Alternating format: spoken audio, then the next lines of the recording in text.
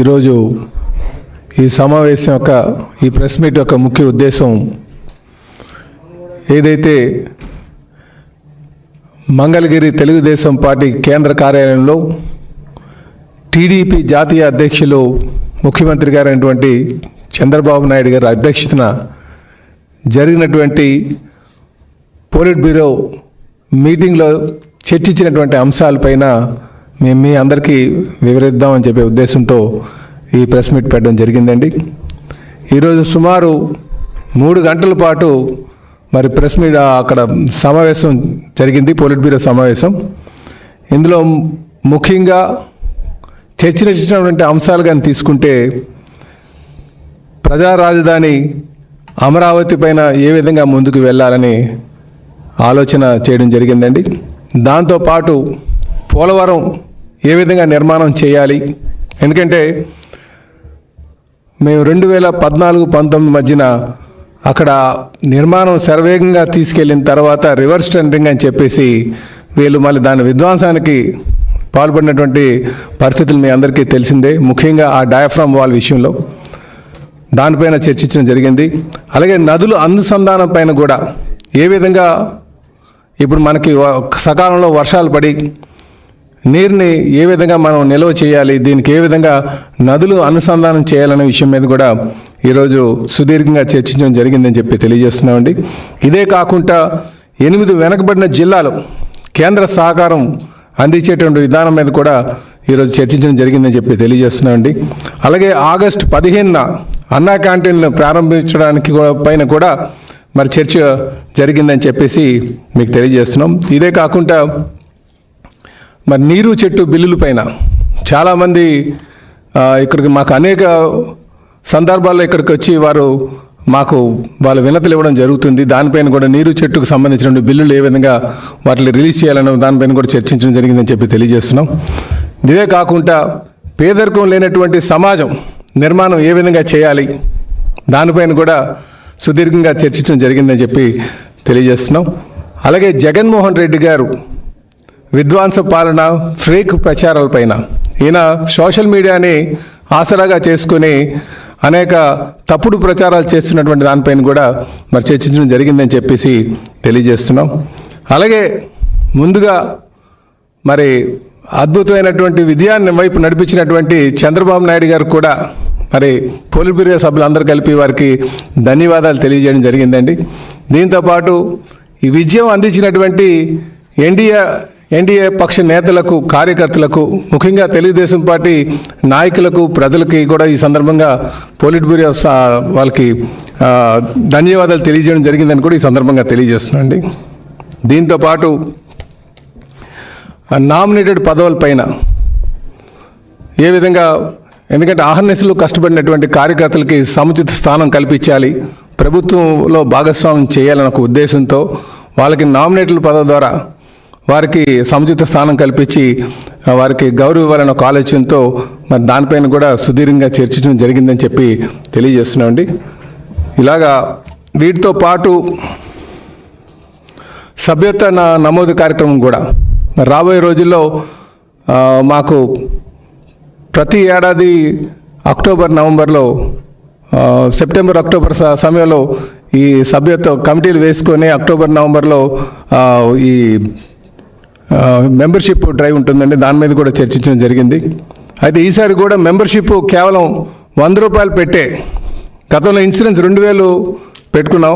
ఈసారి దాన్ని కొంచెం ఆ మెంబర్షిప్ మీద కూడా మాట్లాడేటువంటి పరిస్థితి, దాని మీద కూడా డిస్కస్ చేసామని చెప్పి తెలియజేస్తున్నాం. ఇది ముఖ్య అంశాలని చెప్పి తెలియజేస్తూ ఇక్కడ మా కాళశ్రీని గారు మాట్లాడుతూ కూర్చున్నాం. అందరికీ నమస్కారాలు.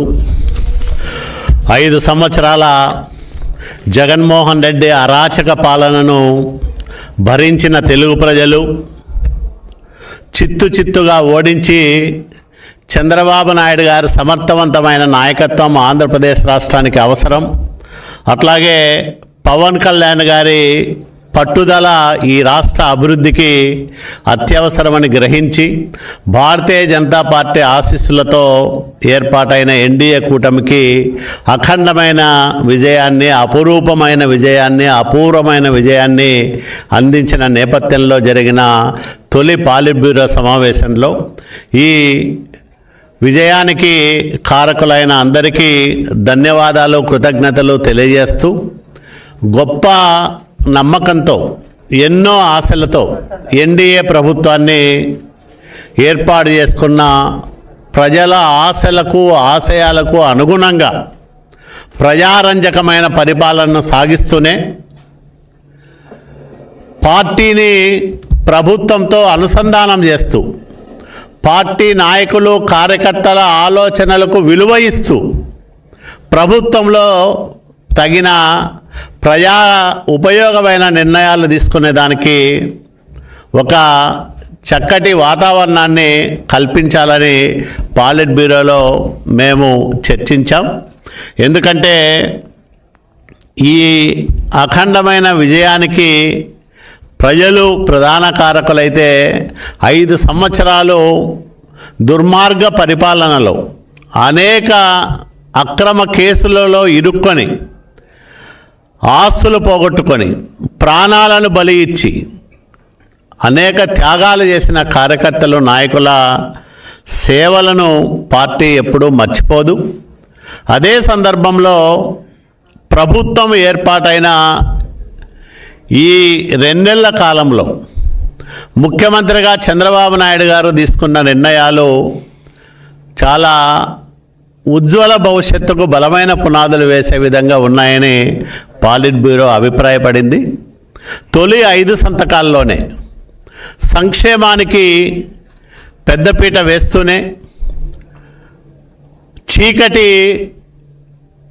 చట్టాలకు చరమగీతం పాడడంతో పాటు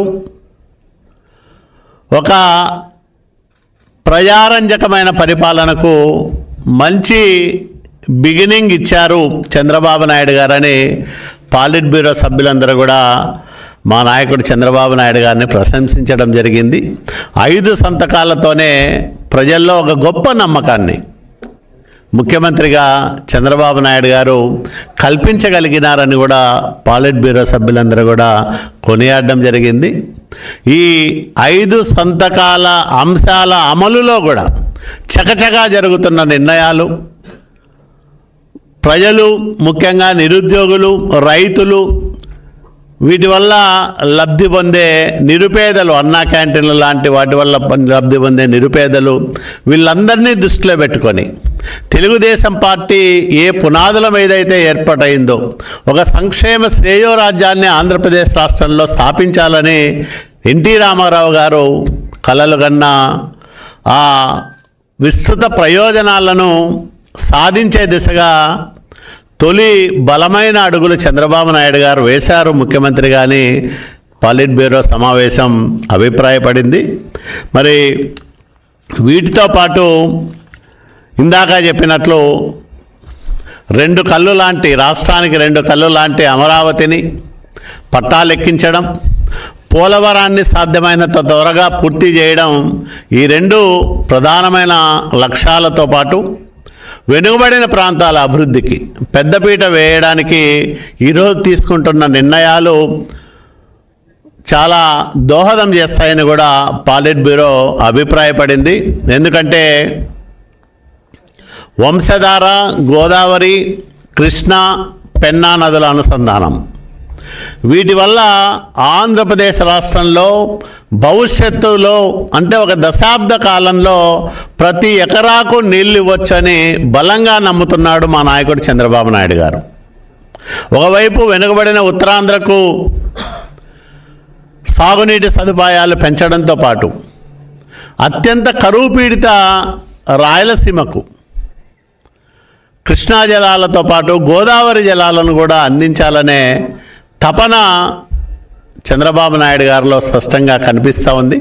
దానివల్లే గోదావరి, కృష్ణా, పెన్నా నదుల అనుసంధాన్ని కూడా ఈరోజు మరో దారిలో అంటే కృష్ణా నది నుంచి మళ్ళీ అంటే గోదావరి జలాల్ని మనం నేరుగా పోతిరెడ్డిపాడులోకి పోసే విధంగా ఒక గొప్ప ప్రణాళిక రూపకల్పనకు మొన్ననే ముఖ్యమంత్రి హోదాలో చంద్రబాబు నాయుడు గారు ఇరిగేషన్ అధికారులకు ఆదేశాలు ఇచ్చారు. దీనివల్ల శతాబ్దాల కరువుతో చిక్కి శల్యమైపోయిన రాయలసీమకు ఉజ్వలమైన భవిష్యత్తు ఇవ్వడానికి ఒక రాయలసీమ బిడ్డగా, నిజమైన రాయలసీమ బిడ్డగా చంద్రబాబు నాయుడు సాగిస్తున్న కృషి అద్వితీయమని పాలిట్ బ్యూరో ఈరోజు ప్రశంసించింది. మరి ఇట్లాంటి అనేక అంశాలను ఎక్కడా జరగని విధంగా, ఎవరు ఊహించని విధంగా స్కిల్ సెన్సెస్ ఈరోజు ఆంధ్రప్రదేశ్ రాష్ట్ర ప్రభుత్వం చేస్తూ ఉంది. ఈ నైపుణ్య గణన చేయడం ద్వారా తెలుగుదేశం పార్టీ వ్యవస్థాపక అధ్యక్షులు ఎన్టీ రామారావు గారు కలలుగన్న పేదరిక నిర్మూలన, అట్లాగే పేదరికం లేని సమాజ నిర్మాణం సమీప భవిష్యత్తులో జరిగి తీరుతుందని పాలిట్ బ్యూరో దృఢంగా అభిప్రాయపడింది. ఈరోజు మా నాయకుడు ప్రతిపాదిస్తున్న P4 పాలసీ ఏదైతే ఉందో వాటిని ఖచ్చితంగా అమలు చేయడానికి త్వరలోనే ఒక నిర్దిష్టమైన కార్యాచరణతో ప్రభుత్వం ముందుకు వస్తుందని చంద్రబాబు నాయుడు గారు పాలిట్ బ్యూరో సభ్యులకు వివరించారు.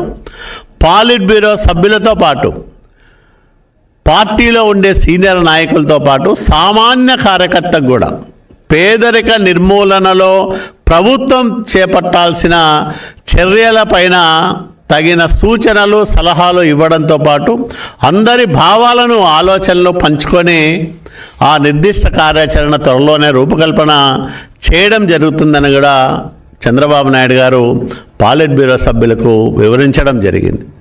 టాప్ 10% సమాజంలో ఎవరైతే ధనవంతులు ఉంటారో, 10 మందికి సహాయం చేయగల స్థితిలో ఉంటారో, ఆ 10% మంది దిగువన ఉన్న 20% మందికి సహాయం చేయగలిగితే, అంటే అది ధన సహాయం కావచ్చు, సాంకేతికపరమైన సహాయం కావచ్చు, లేదా వాళ్ళకున్న పలుకుబడి సహాయం కావచ్చు. ఒక పెద్ద పారిశ్రామికవేత్త అనుకుంటే ఒక 50 మందికో 60 మందికో ఉద్యోగాలు ఇచ్చే అవకాశం ఉంటుంది. ఒక ధనవంతుడు అనుకుంటే ఒక 100 మంది పిల్లలను చదివించేదానికి అవకాశం ఉంటుంది.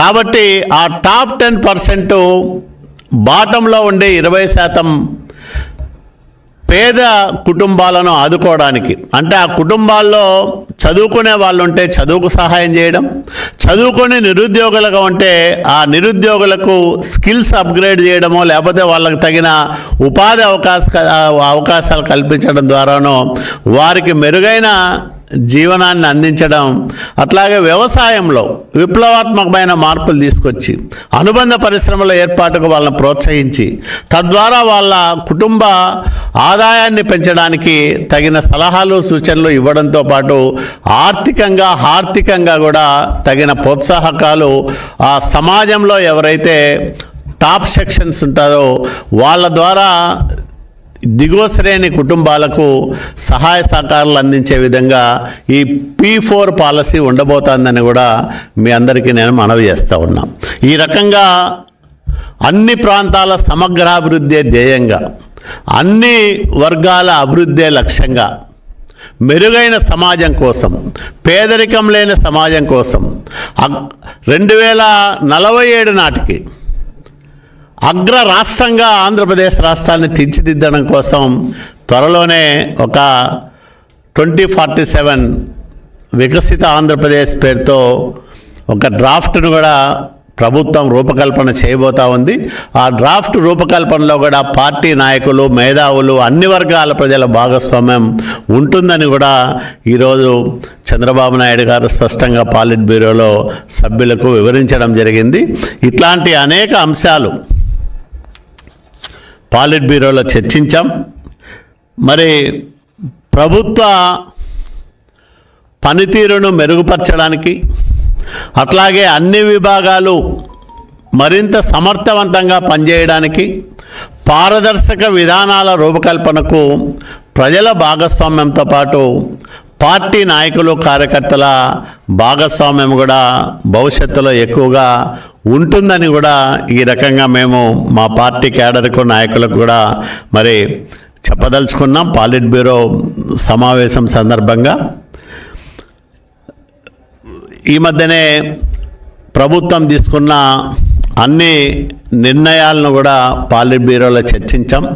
మంచి నిర్ణయాలు, సహేతుకమైన నిర్ణయాలు, ప్రజలకు ఉపయోగపడే నిర్ణయాలు కాబట్టి ప్రభుత్వం తీసుకుంటున్న ఆ మంచి నిర్ణయాల పట్ల పాలిట్ బ్యూరో తన సంతృప్తిని, హర్షాన్ని కూడా వ్యక్తం చేసింది.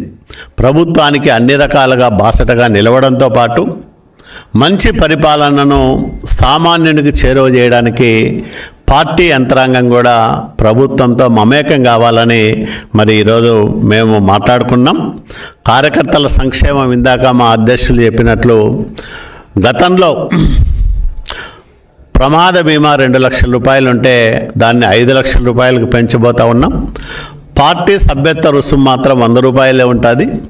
త్వరలోనే సభ్యత్వం ప్రారంభం కాబోతుంది. మరి నామినేటెడ్ పోస్టుల విషయంలో కూడా ఒక శాస్త్రీయంగా వడపోత కార్యక్రమం జరుగుతూ ఉంది.